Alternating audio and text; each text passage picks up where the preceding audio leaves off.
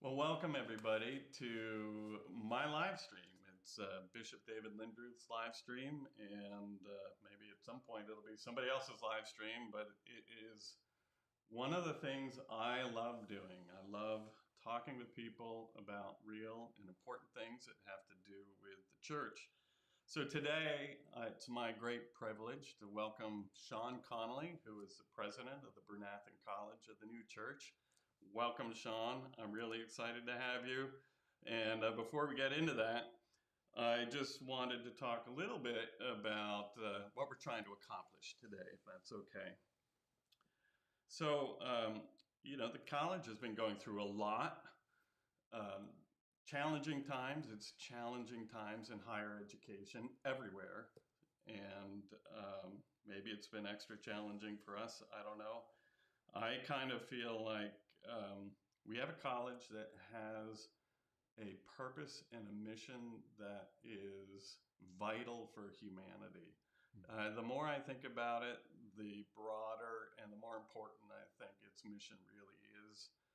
If you think, for example, generations down the road, and like if we are a generation that thinks about New Church theology and the difference or the distinctions between good and evil that are carried forward through those books that we have, and we understand that, and we have a working knowledge of that. We try to follow the Lord based on that, but we don't carry that forward to our children. I would say our children still kind of operate from that same operating system that they got from us, even if they're not like active. But the thing is that the next generation is going to lose it. And if you take that and you carry it forward to all of society, and I do think the real crisis in our world today is that we are in what I think of as a crisis of meaning, where our culture is moving away from a clear differentiation from what is good and what is evil. We're moving away from that, and the farther you get from that, the more at risk our whole civilization is.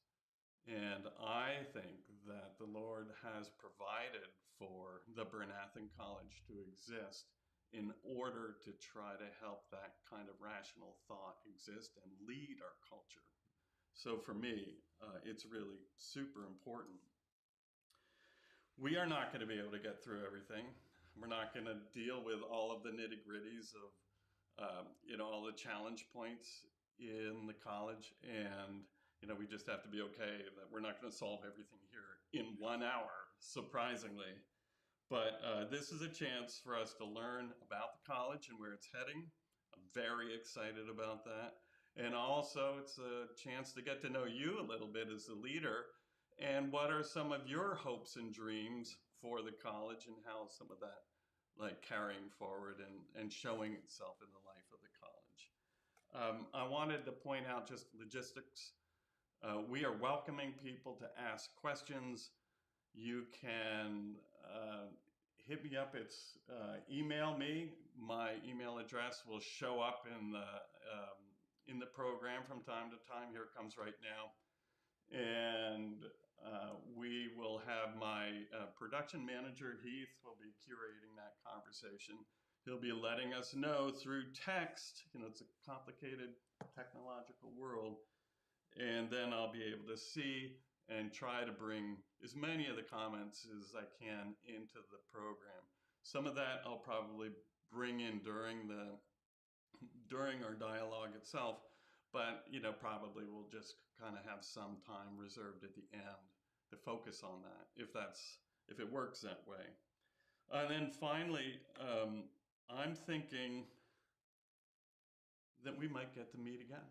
I think we'll get a start on some of this great conversation, and I am just so excited to see, well, how is this process going to unfold in the future? So we get to maybe touch back about it in 6 months or so. So anyway, by way of introduction, who is Sean Connelly? Well, thank you, David, for hosting this and inviting me to this conversation. I look forward to it, as well as to hearing from the audience thoughts and questions that are on their mind. And maybe even before jumping into a brief background on who I am and even how I'm here, why I'm here, is also to say that I feel similarly that I won't have all the answers to all the questions, and we're not going to get through it. And yet that dialogue, those connections are very impactful and very meaningful at a real human level. So I appreciate the outreach and the connection here. We've been talking about doing this for feels like quite some time, although we have not known each other as well as we do now. Over the past decades, we have known of each other. So it does feel like I'm at home and in a very welcoming environment. So thank you for hosting. So you had asked about, well, who is, if I'm remembering back to your question. Who is Sean Connelly? Sean Connelly? What makes Sean Connelly tick? Just give us a little bit of who you are. Husband, father, entrepreneur, son of a woodworker. You still have all your fingers. I do, absolutely, yeah. In fact, two of my nicknames are Mr. Intensity and Mr. Safety. So my kids call me that, and I lean very completely into my passions. And squarely at the center of that is New Church higher education, and that authentic component of me I came to very, very authentically, and did not grow up in the church, and came to the secondary schools here, made the leap across Tomlinson Road to the college, met and fell in love with my high school sweetheart, and wouldn't have my life, my wife, my family, my kids without New Church higher education. So when I think about who I am, I have a large part to thank in New Church higher education, all of the amazing faculty that had a profound impact on me, and really left me with, it's crazy to think it's been 32 years since I graduated the college, so I am alum. And I left with the passion and the commitment to write a book someday that talked about applying New Church principles, New Church thought to managing an entity, an organization, a company. So this came to me while I was in college, and who was I, a young graduate, never having done anything, thinking that that's what I wanted to do. And I never had expected to be here today in this seat as president of Bryn Athyn College of the New Church, and I'm quite humbled to do my small part in ensuring that this institution thrives for the next 150 years. So there's a lot in between all of that storyline, but I do want to make sure that we save time for dialogue. So that's the brief version. Yeah, I like 150 year. I'd just like to underline that 150 years and more. I was thinking a little bit. I believe that there are no accidents. Like the Lord put you in this position, He led you into this position, and He has a plan in mind. And why do you think He did that? Well, I believe I'm still figuring that out. I think that the calling was loud and clear at the assembly, which I feel blessed to be part of. It was like Disney for New Church people. And that feeling really was, as a participant, as an engaged individual in that moment, I just decided that this is the way forward. So as an entrepreneur who never had worked his way through the ranks in higher education, although maintains a very loving, caring component for that in my heart of hearts, I was called to it. So I think that was a large part of it. My history, I was blessed at the introduction of my wife, Holly, and her family to these truths, and I feel blessed for that opportunity. So I think all of those things came together in one very moving moment during the assembly for me. Well, was there something that triggered college at that point? What was that? Well, so I think it was both as a graduate, as an alum, the recognition that I graduated with the knowledge of constructs that I look at and really do apply to my life daily. Yeah. So those are, we have no shortage of those, as the systematic theology that is so near and dear to all of us. But the ones that stand out are grand man, divine order, and divine providence. Mm-hmm. And those I really reflect on daily, and it impacts my decisions. And I believe that those are powerful gateways to have conversations, both with people who are familiar with those doctrines, and those who are not. It can be rooted in very concrete means. So I think that as to why I'm here, it is so much internal to who I am that it feels natural. And I never would have expected it, because I did not work my way through the higher education system, although I maintained a strong commitment and contributed a large amount of time toward those efforts on boards and committees leading up to it. So 9 years on BACS board and 6 years on the finance committee. So I think the whole package just sort of coalesced around that authentic calling. Well, I think a little bit about the entrepreneurial spirit, and just maybe this is the time for that person to be in a place as the president in the college. I'd mentioned to you before, I think maybe the college is in sort of a rebirthing process right now, and it calls on that expertise. Right. Well, yeah, and I think when you opened up with your comments around needing to lean into something authentic and identify the true meaning, right? How you can lead that useful life. I think that was one area that I had learned as an entrepreneur, that the purpose, the why you're doing what you're doing, really is in direct alignment with what you love. And if there's a moment in time where you feel like there is a lack of alignment, right, then there's a pause, and you need to reflect on the reasons why. You can have days like that, but if you have months or years that are like that, and for me, it was the realization that the future of online marketing was headed in a direction that wasn't something I wanted to commit to for the rest of my life. Mm-hmm. And I recognized that in the moment, but didn't really realize how profound that thought was in that moment in time. Well, it sounds to me like you're feeling pretty broken into the position. You've been here a year. Do you have any thoughts or anything you'd like to share about what it's been like, that journey over the last year? Because it's almost, when did you start? November? Yeah, November 1st. Yeah, there you go. So now that I'm into my first series of seconds, I know everything, right? Right. Not at all. So it is quite humbling that it has been a year, and that it also feels like it's been more than a year as well. So the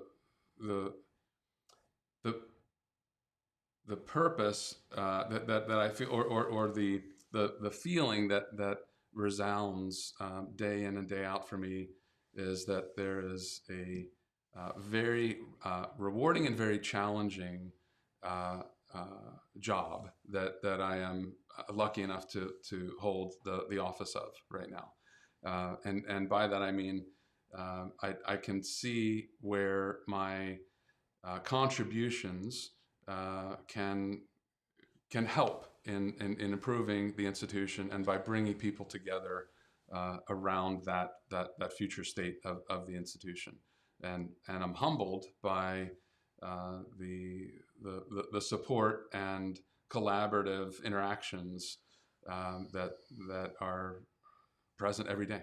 Yeah, that's great. And there are a great group of people gathered over at the college that are showing up for kids every day, which is wonderful.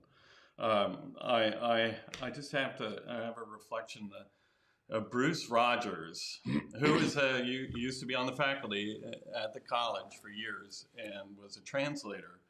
And he said that translation is the art of failure. That was his thing. Like, you can't, you're going to fail because you can't translate something 100% accurately. It's impossible. And that strikes me as a little bit of a construct. Maybe as the Bryn Athyn College president, a little bit. Not oh wow, it's all about failure, but it's about maybe failing forward or failing well, because what we're doing is we're experimenting, we're trying to follow providence, and it's they're freshly plowed fields. It's not that we've been doing this in this way for the last 100 years, but it's all new ground, and so that means there's a kind of discovery, which I do think ties really well into the entrepreneurial spirit, as it were. Yeah, thanks. I agree. And that moment of the thought of failing fast, right? Identifying, experimenting, Right. pushing forward in a very thoughtful, intentional, progressive way, where there's a direct intersection of mission and sustainability, and these are the opportunities that we're afforded, right, to make decisions clearly on where we're headed. Yeah. So yeah, that's great, and humility also shows up in that, doesn't it? absolutely. So let's talk a little bit about vision and mission. I'm just wondering if you could share a little bit about what you see the college looking like down in the future. What's it look like now? How do you see it changing? And what do you think the story will be that people will be telling in 5 years? Well, as far as what goes through my mind, as far as what the college will be in 5 years from now, my hopes and dreams are that we bring to life what we are in the midst of writing right now together in a strategic plan and in a strategy. And it is a collaborative effort that is being contributed by faculty, staff, administration, most of them alums of our beloved institution. And at the same time, this is a responsibility that rests on the president's shoulders, at the president's desk, at my pen. So that is a very unique and a very interesting intersection of collaboration and bringing people together, and maintaining the responsibility to ensure that the institution is here for the next 150 years. So that position, the position that I'm in as president, I am held accountable for the institution's sustainability and its alignment with our mission. And there are no shortage of loving, caring individuals in the broadest community globally that also share that authentic connection. Yet they're not the ones that are responsible for it at this moment in time. Right. So I would say that what does my vision look like? It is the bringing together of people on that journey, so that we are as aligned as possible, a global community worldwide, right, that is committed to the success of this institution. And I would say that it starts as high within our institution as, organizationally. Let's run through the corporation, the board, the college executive committee, the finance committee, through me to the faculty, staff, administration, students, alumni, partners, and donors. So I would say 5 years from now, everybody shares a unique understanding and is involved directly in our success. So what does that feel like? How does that come to life? Well, we are all mere mortals, and when we think about our contributions and how we can direct them and align them, we're doing our best to bring to life a strategy and a strategic plan that inspires that involvement, and also directs our energies towards attaining tangible outcomes that are feasible in this temporal world, right? So we have to be sensitive to sustainability, financial sustainability. So that at the broadest stroke, that's what goes through my mind. Now, if I just touch on the areas within the plan, right, as far as how that's brought to life. Yeah. So our North Star really is to provide and afford the students the best possible outcomes within the context of our educational offering. And I'll go back to touch on what that means in a moment. Great. And then we're bringing that to life through 3 goals. And these are being articulated right now, being authored, but at the summary level, they are action oriented. So these are through teaching, through sharing, and through stewarding, right, we will ensure that this institution is here for the next 150 years, and will take market steps towards that outcome over the next 5 years. So that's the window of the strategic plan. So maybe I could keep talking about it. Just pause there for a moment and see how that's landing. Or let's pause. I just want to. What is success? So you talk about success, but what does it mean to be successful? Not from a perspective of the institution is self-sustaining and doing well, right. But if you're a student, like, you don't go to the college in order for the organization to be successful. You go to the organization to achieve something, and that to me is like the real. Right. So what's that? Yeah. So at the student level, right, success is to graduate, walk, and take with you eternal truths that you deploy in your own knowledge and your own capacity as lenses, as a foundation for life, for leading a life of use. So that is success, and primarily that is the North Star, right, as to why the institution exists, and a clear declaration of the global audience, right, that we want to attract and introduce our offering to educate them in a sustainable way. And in doing that, right, we will be successful. So what I'm hearing is equip people with truths so that they can know what it means to be spiritually useful in the Lord's eyes, and then they go out and they launch and they're able to live a meaningful life because they have that North Star. Is that very fair? Basically, absolutely, yeah, which I think is phenomenal. So the guy started off by saying, well, differentiation between good and evil. Good being, well, that's the useful stuff. And how do you know? How do you know you're really making an impact? And, I've told you about some studies I've done about the lack of meaning among young people today, where they just don't know how to find a life that really articulates a deep sense of meaning. They're working for the man, or they're, just going through the motions and then partying on the weekends or gaming or whatever, because they can't find that stuff. And what I'm hearing is you're here to deliver some of that. Is that fair? So what I would say that I am here to draw attention to that. The faculty are the ones who are bringing this to life. And they are the ones delivering the magic in the classroom. Yeah. And when we think about the areas, the opportunities that we can bring the institution together on, it's highlighting that magic that is happening, marketing it in a way that is understood and digestible, and then inviting those rich relationships with the student body who wants exactly what we offer. That precious pearl of New Church Higher Education in a very authentic way. And how do we do that in a capacity? So distinctive and essential are terms that I use. And by that, I mean really that this is an offering that is unique and valuable in the moment. So what is it that we're providing today that is unique from everybody else in the offering? Because that's what we can win at, right? And by win, I mean be successful and really attract students who want precisely what we have to offer. And as far as being valuable today, what is it that we're offering that is in the moment or in the next 5 years, 10 years, 15 years, right? What does the world need from our vantage point? And it's not to say that it wouldn't need anything else other than that.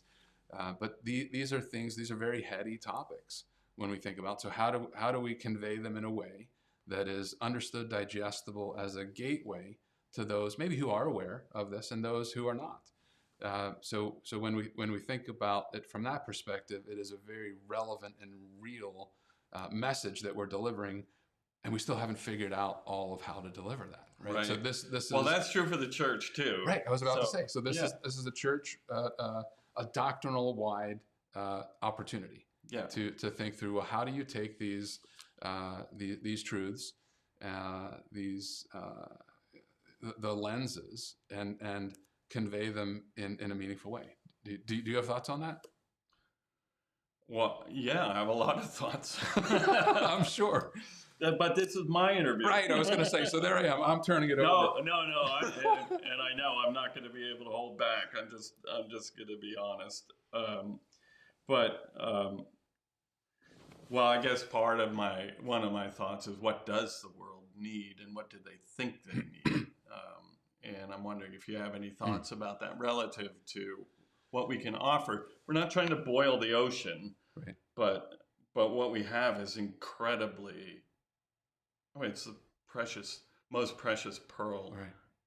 in the universe, in my opinion. Yeah, and it's deployable in any use, right? Mm-hmm. And right. by any degree, by any pursuit, by any area that as a human we decide to focus.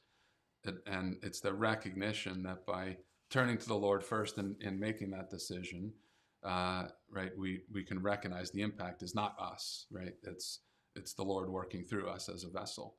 Yeah. So what is it that we really need today? I think this is a long discussion. Yeah, So there's so much that to process in that question. It is our opportunity to convey something that is very thought-provoking and very much understood in a world that is full of intrusions, confusion, hijacking of people's time.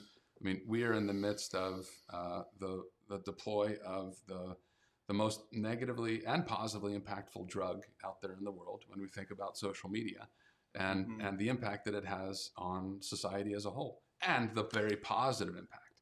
So this is me coming to the conversation authentically from a tech entrepreneur, seeing there are fantastic benefits, right, to come from that. And there are also some terrible possible outcomes.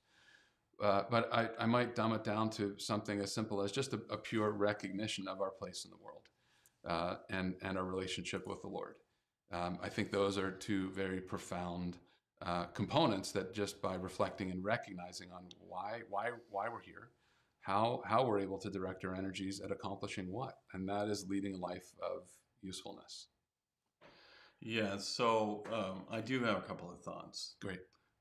One is, I think I've been thinking about this since I was in the college. I believe that the educational methods that are offered through our understanding of the theology actually makes you smarter than any other method. So it elevates people's intelligence because it connects you with what's deeper, and it teaches you how to associate what's deep with like deeply spiritual with what's present in this world. If you think of AI, for example, artificial intelligence connects like with like. It's a two-dimensional kind of intelligence. And what New Church theology does, through correspondence, by the way, but it teaches you three-dimensional intelligence. And as you practice that, it actually, I think, improves your ability to think. So I think that there's a strategic advantage there with that. Yeah. But I also think when you're thinking about life and usefulness, and you're thinking, oh, well, I only am on this planet for a few short years, right, and then I'm gone, I'm done. But the impact is also three-dimensional, and it's navigating toward that three-dimensional impact, which is a deeper kind of use. And that, it affects all aspects of a person's relationship. It's yes, it should be deployed hopefully in the workplace, right, but also in friendships and marriage, etc. And it's a very holistic approach to life, which I think has been illustrated in New Church thinking for a long time. That you get sort of like there was this homeopathy movement, which is still around in right, New Church thought. I think that that's an effort to think sort of three-dimensionally about physical health, and that's really fundamental to what that philosophy is. And as an approach to life, I think it's really deeply valuable in giving. So yeah, I think that that's really key. And I do think, as far as I can tell, that is a unique. There's a bazillion colleges. Kids can go anywhere to college, but there's only one place in the whole world where you can get that. Yeah. Any thoughts about that? Certainly. So this I guess clicks on many different levels. So when I was lucky enough to graduate in '94 from the college and take with me my understanding at that moment in time of constructs. One that just I feel like is pretty much daily that I reflect on is the grand man. And when you think about it in terms of if I were to make a decision today and I recognize that my role or my company's role or my organization's role is connected to other entities in a similar fashion analogous to the grand man, would I be making a different decision than I'm making today in the moment in a myopic view? Likely I would.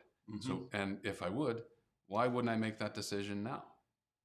Right? So it's an interesting construct that it continually elevates and in looking to our relationship with the Lord and heaven from the human race, understanding that this is an eternal component, right, to our decisioning and that really impacts us on a day-to-day basis. So I think those gateways, when we think about what is a construct that is meaningful to somebody, that may be meaningful. It is meaningful to me deeply.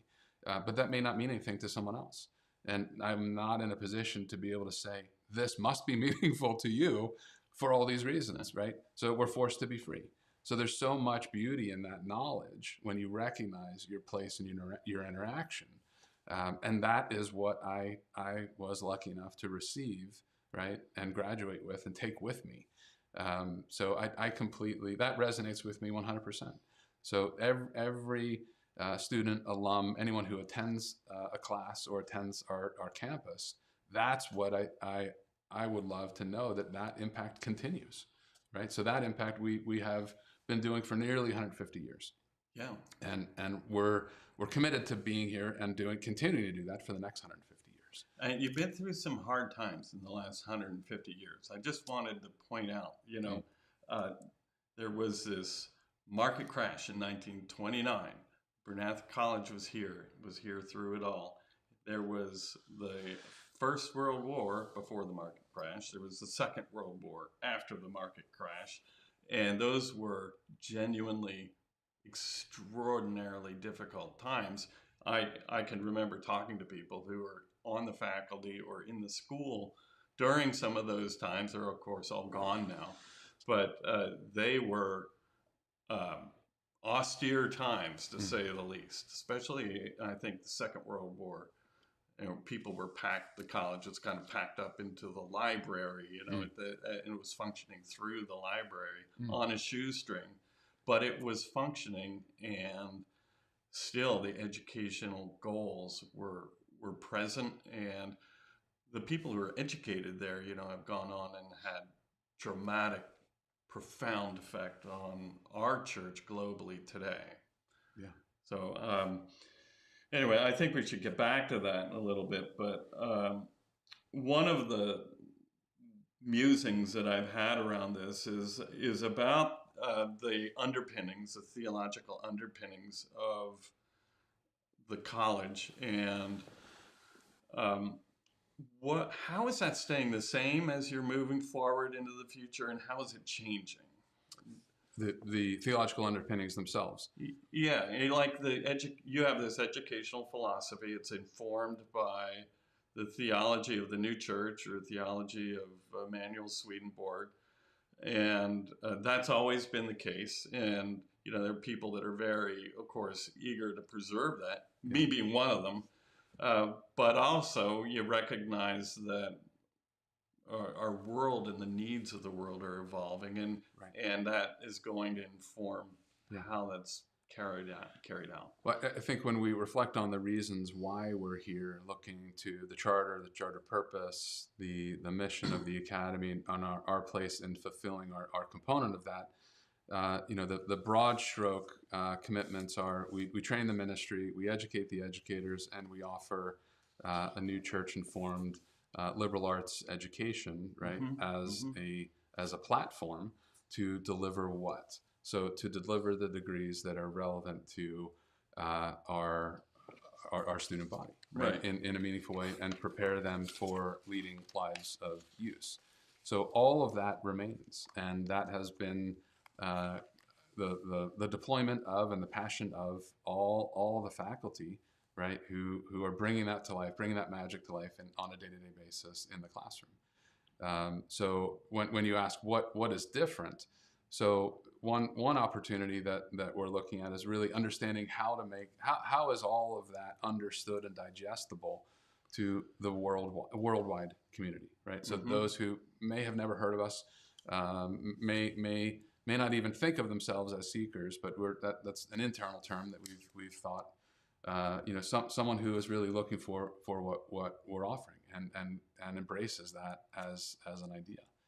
So answering those questions, that is the charge of the strategic plan, right? Our strategy and strategic plan, and it is making that digestible and understood in a very real way, right? So I would say that is our opportunity, and not all of that work is done. However, you may have heard of choices matter. So these are two words that are strung together and sound very simple in nature. In fact, that is intentional. This was started out as a working title, a working name, and thought, okay, we'll use it as placeholder until something better surfaces. Turns out nothing better has surfaced, but this is a way to introduce the full recognition that everybody's choice defines who you are, how you interact with others, and what you do with your life. So, and that ultimately is informing you giving you a platform for discovery of, if we work our way back to the charter purpose, right, through an ethical foundation platform that's tied to a new church higher education offering, right, based on the threefold word, right, the Old Testament, the New Testament, and the teachings of the new church.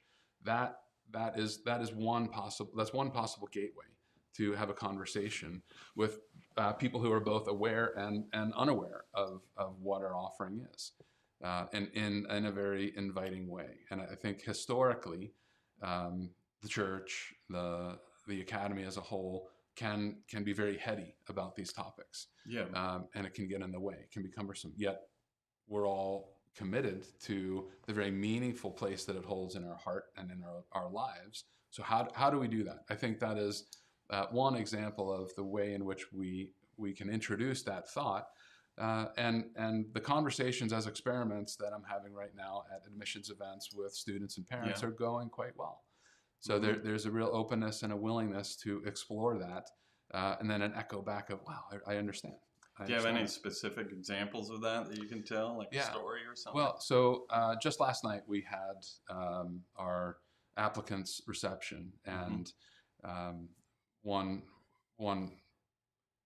student and parent, both parents had asked, well, what does that mean? So I had walked through that expression that I just had talked about, and then I identified a real world, an author who maybe is more known worldwide, Simon Sinek, a TEDx presenter as well, who authored the book Start With Why.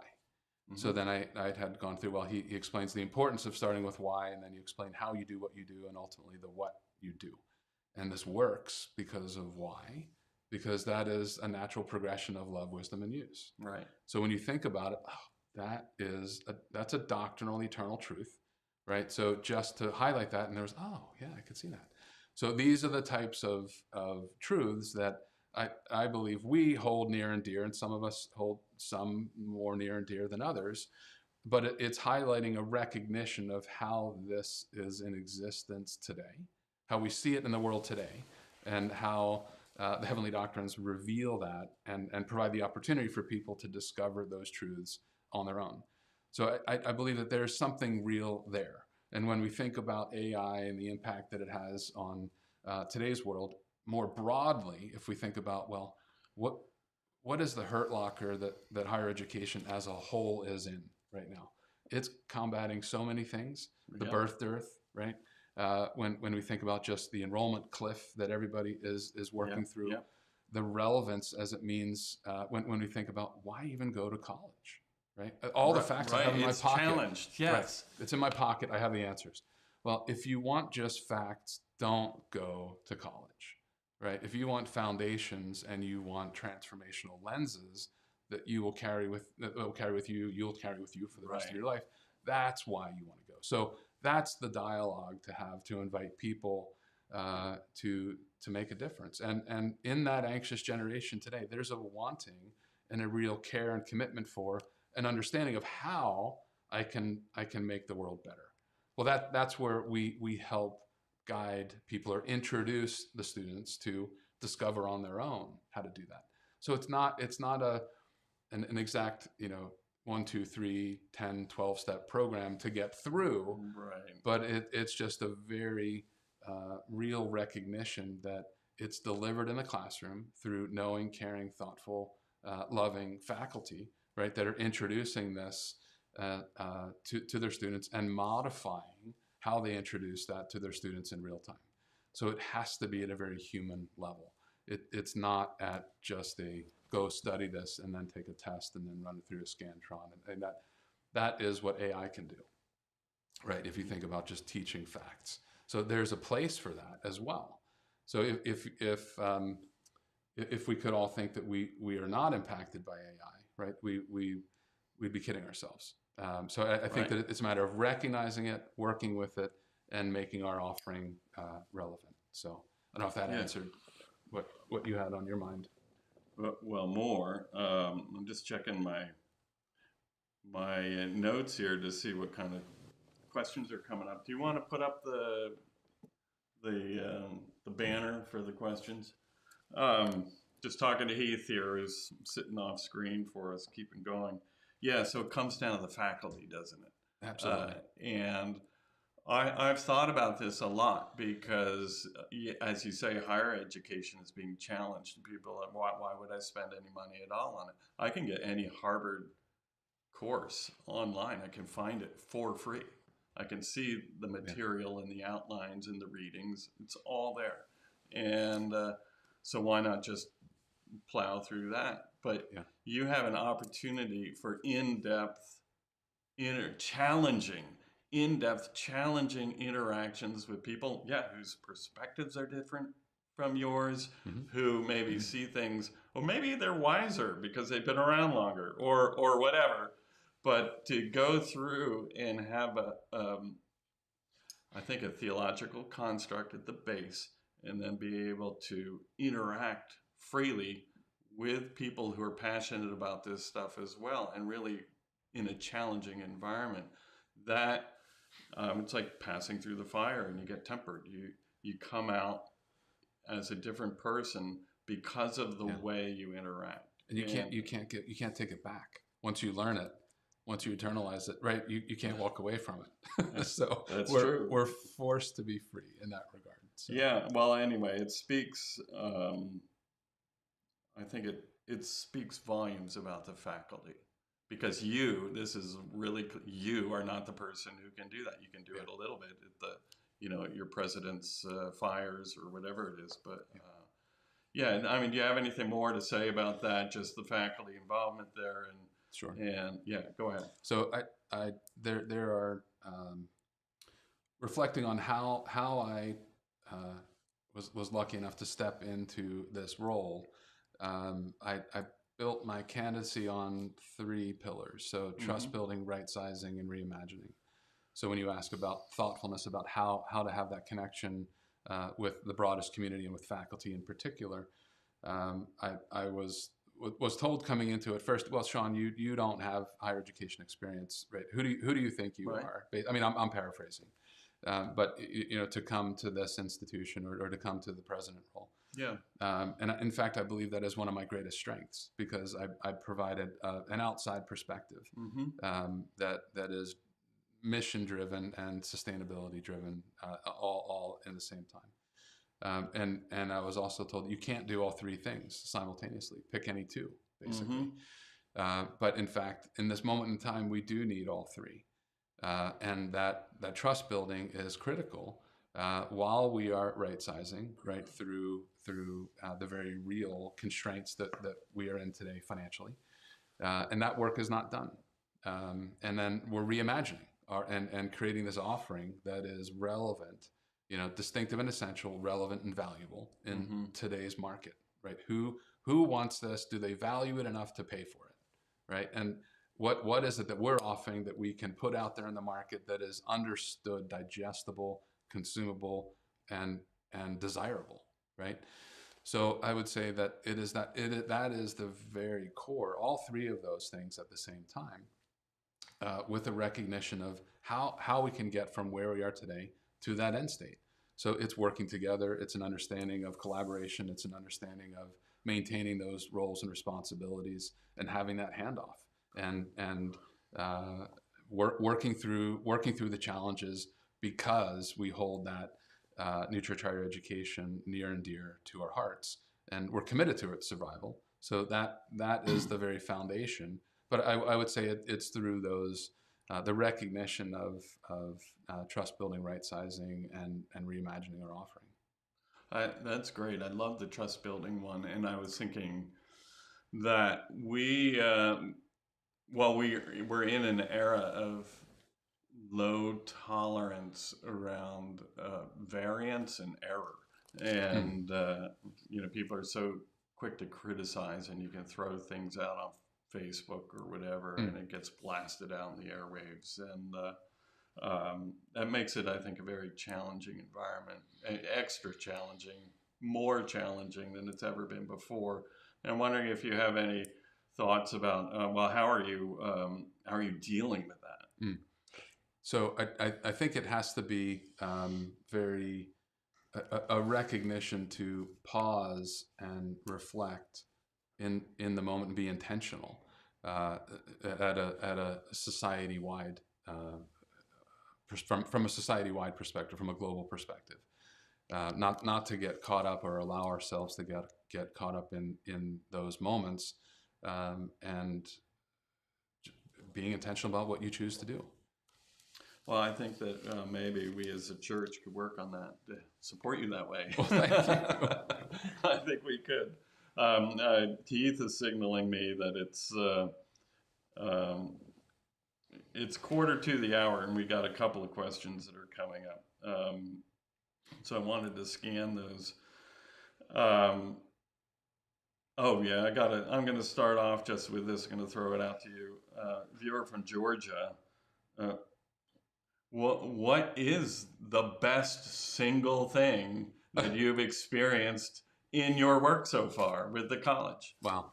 The best single... Maybe a best thing. A best thing. Well, it's hard to pinpoint it. So maybe what I'll do is pinpoint the theme. It's the clear support that comes at just the right time. And I would say that it's palpable, it's providential, it's unexpected, and very meaningful. And I've said it, and I do mean it. It's the hidden source of energy that keeps me going. So it comes through texts, phone calls, conversations, attaboys, high fives, and a recognition that this work is challenging and bringing people together around something that we all do know and love and care for deeply.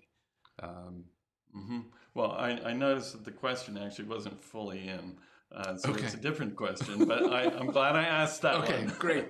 So the different one is, what's the single best thing we can do as caring new church people to support the college? Okay.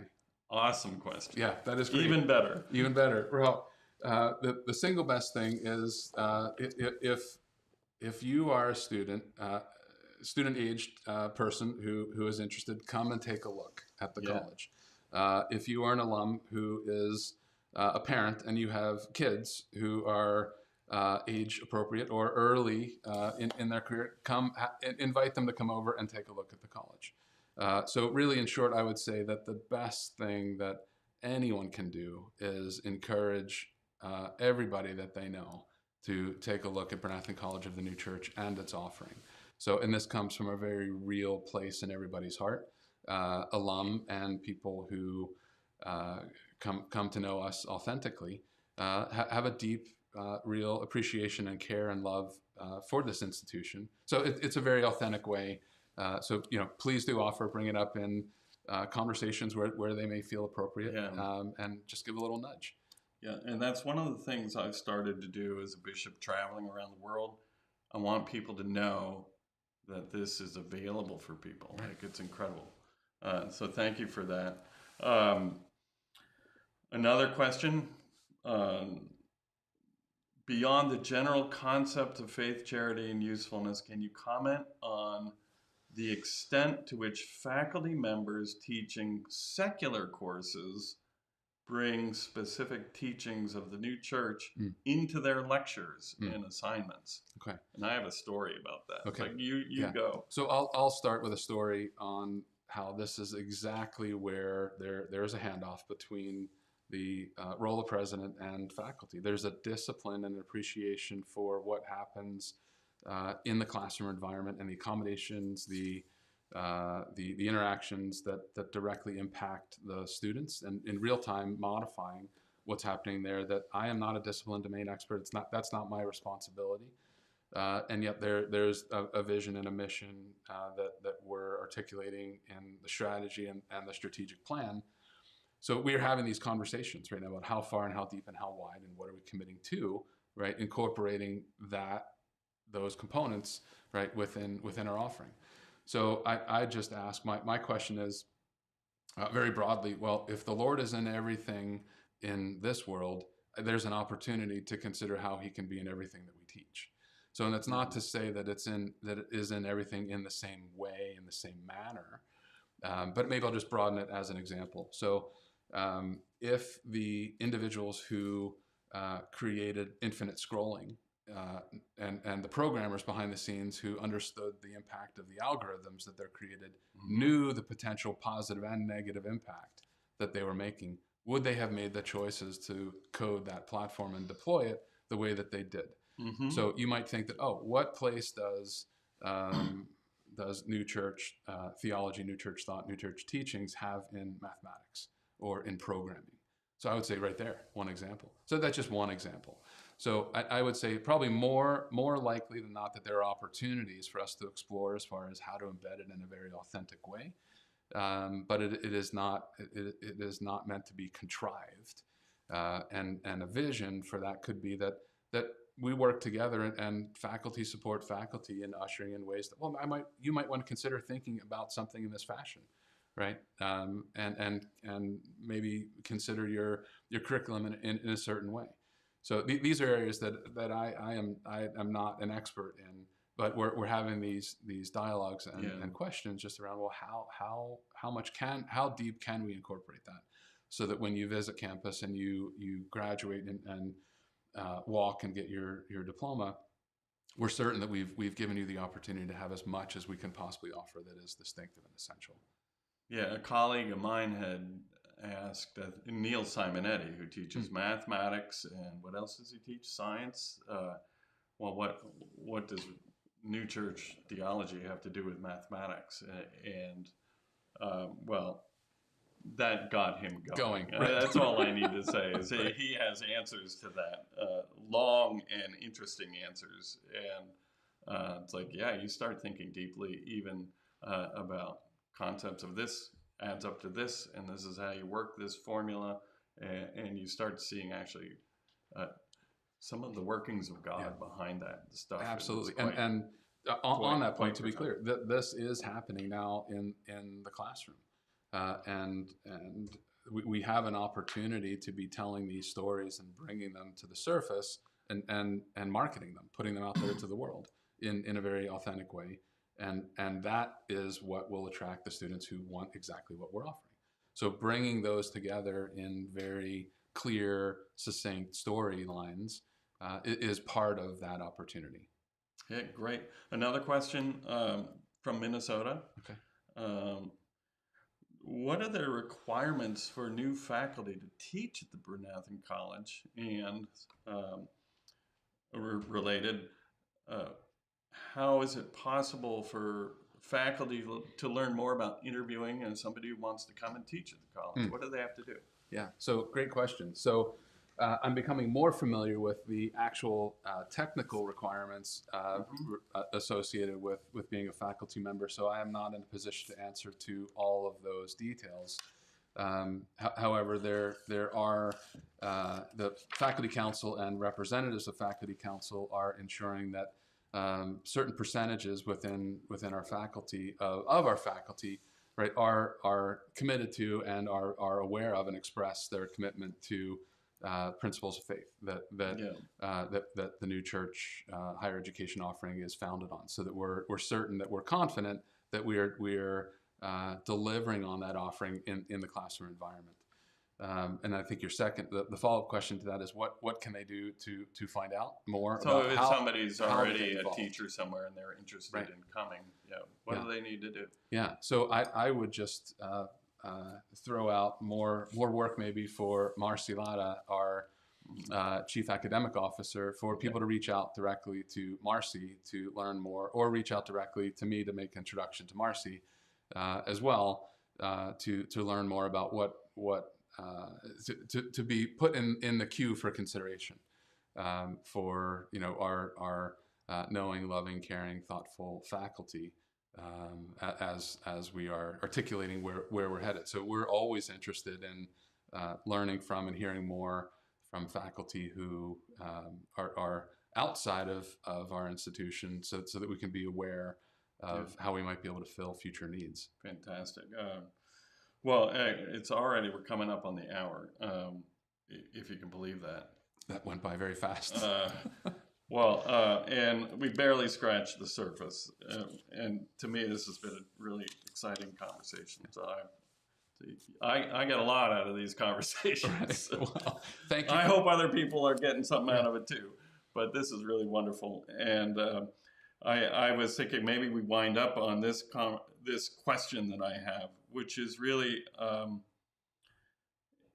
if you want, you can ask me why I think of this, but what is, maybe you could comment, just what do you see the college's role in thinking about levels of community in this local community, surrounding Delaware Valley community, and the world?